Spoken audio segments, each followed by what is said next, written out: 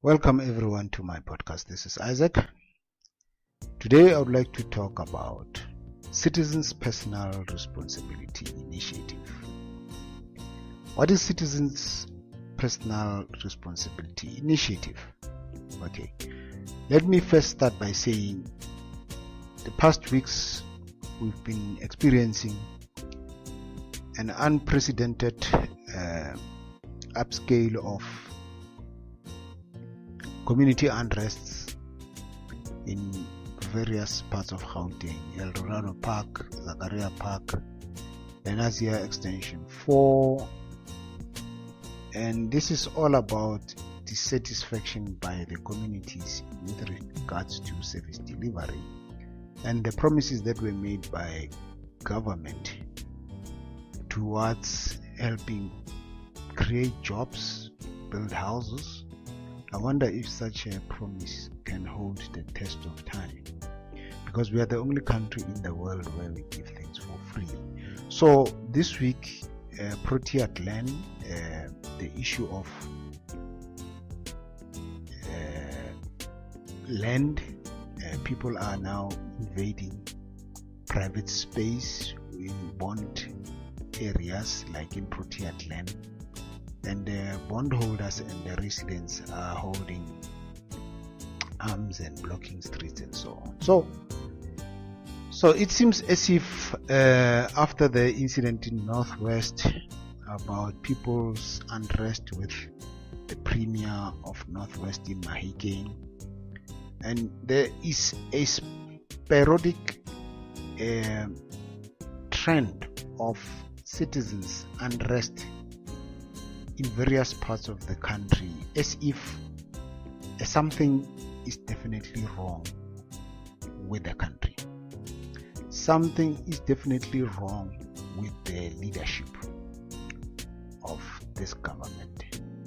And for 23 years, it seems like we are still waiting for the country to operate and benefit citizens.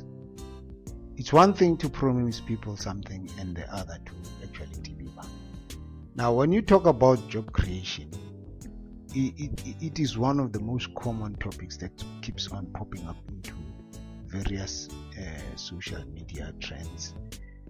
And it is worrying that it still stands out as the main issue since 1994.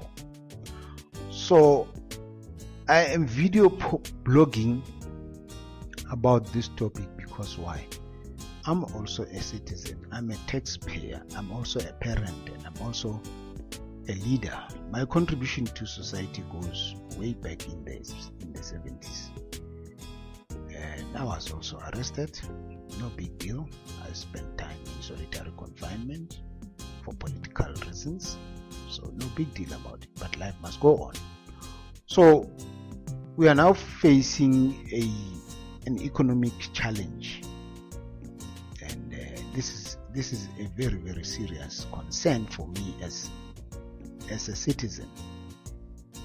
So when I speak about Citizens' Responsibility Initiative, if you look at the promises that are made by a government about how they want to improve the livelihood of the poor or of the ordinary citizens, that promise doesn't hold water, because it has been persisting for the last 20 years, and it's worsening to a point whereby these incidences of service delivery are not deliberate. They were caused by someone's intention, or someone putting up policies that don't actually match the needs of the people.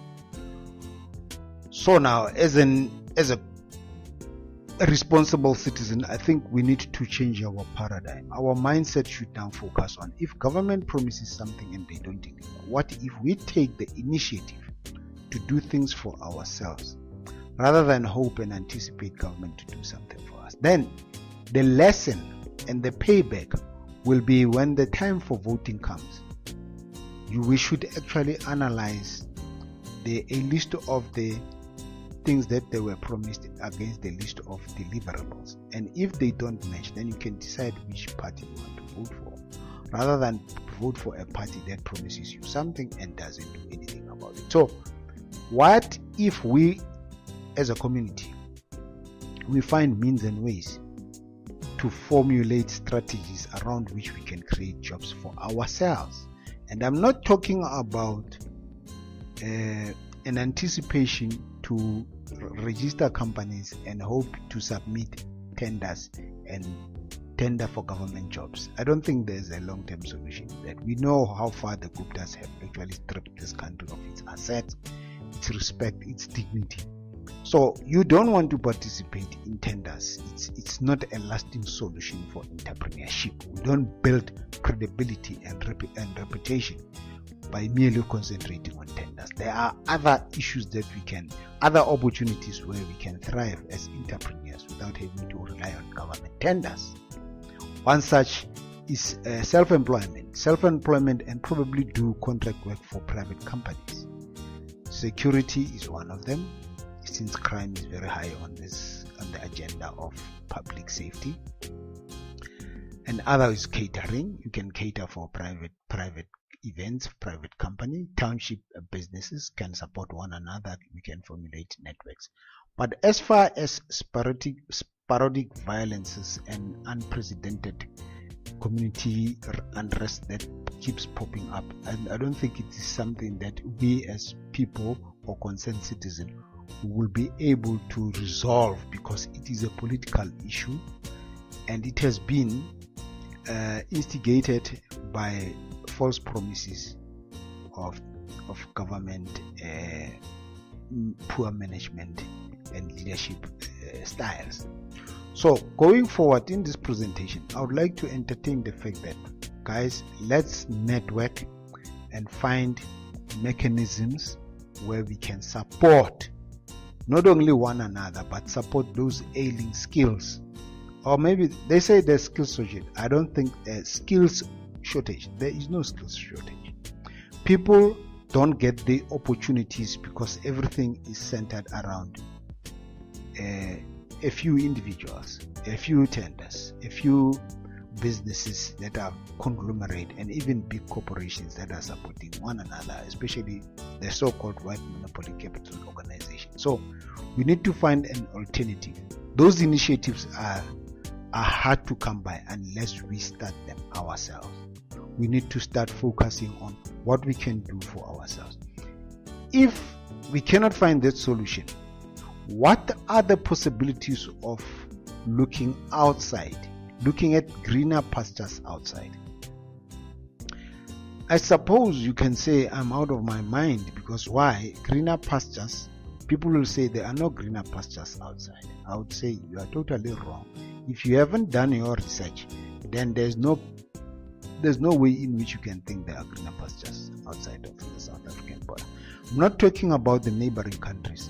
Although there are possibilities of opportunities in Botswana for South Africans who are highly skilled, especially in the technical field, for places like Namibia. I don't know about the rest of Africa. Maybe Lesotho could be one possibility. Swaziland, I don't know if the economy in Swaziland is thriving. But if we were to look at, if you are a teacher or a nurse or a highly skilled programmer or in IT, what are the possibilities of you being hired in the United States, in England, in France, in Europe? What about entertainment? What about entertainment, like music industry, music production, playwriting, choreography? We have lots of talent in this country that can be exported overseas. That could be one initiative. A good example is the Trevor Noah story.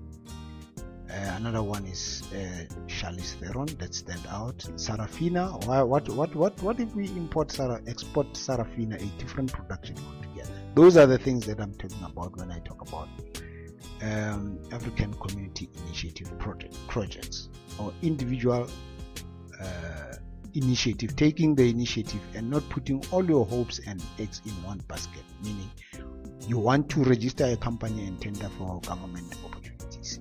That is like shooting yourself in the foot. Let us think outside the borders and up the scales Meaning, let's take the challenge to the next level. Think about it. I'm not saying you should do it, but there are opportunities outside where people can actually transfer their skills or broker their skills to other organizations outside of our borders. That is what I'm talking about. But it is pointless for communities to complain and say we are looking for jobs. Jobs won't fall from the sky. It is pointless for individuals to fold their arms and stand in street corners and expect government to give them jobs. It won't happen. If you can't read between the lines, for 23 years we've been promised jobs and promised houses. It won't happen. It is high time that we build our own houses. It is high time that we need to find resources to start our own little empires. It can be a plumbing business. It can be an electrical business. It can be a furniture business. Creating furniture and selling furniture.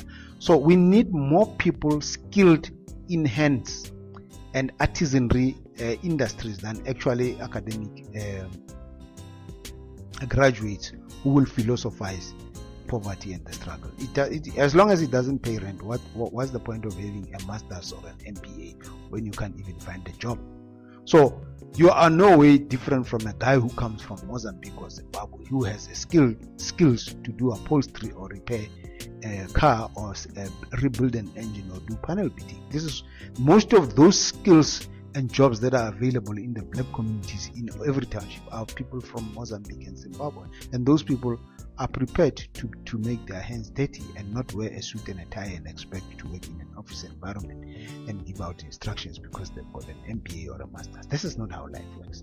The way life works is what you put in is what you get out. If you plant mealies, at the end of 6 months you will harvest mealies. But if you fold your hands and toy and cause trouble in the streets, you are not going to have a future. And if you continue doing that for the next 10 years, you are going to end up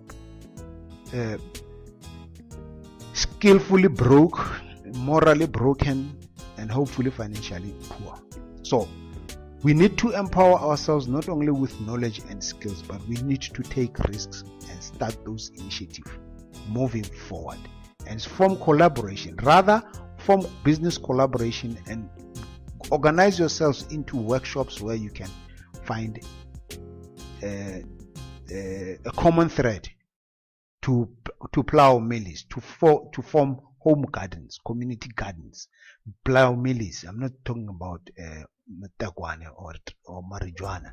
Plowed cabbage and start selling those cabbages in our communities or supplying the small spaza shop with vegetables and so on. This is what I'm talking about. It's an idea. That is why I'm making a video about it. Otherwise, I can complain on radio and phone the radio and say, yeah, Makura is responsible for City Many and so, because obviously the DA are right by highlighting the vote of no confidence, because he's the premier of Gauteng. He should have made sure that the people in City Many are protected, but because he was not doing his job like all these other politicians, that's why the country is in a mess. Thank you very much, and please share. Cheers. Come up with any idea. If you have a video you'd like to share with us, let's collaborate and find solutions. I do have a couple of ideas under my sleeve, but it is up to you to come forward and find out how you can also benefit from these ideas. There are projects, a string of projects that need people who are proactive, who can take their lives and their careers to the next level. It's up to you. If it is to be, it is up to you. God bless you. Cheers.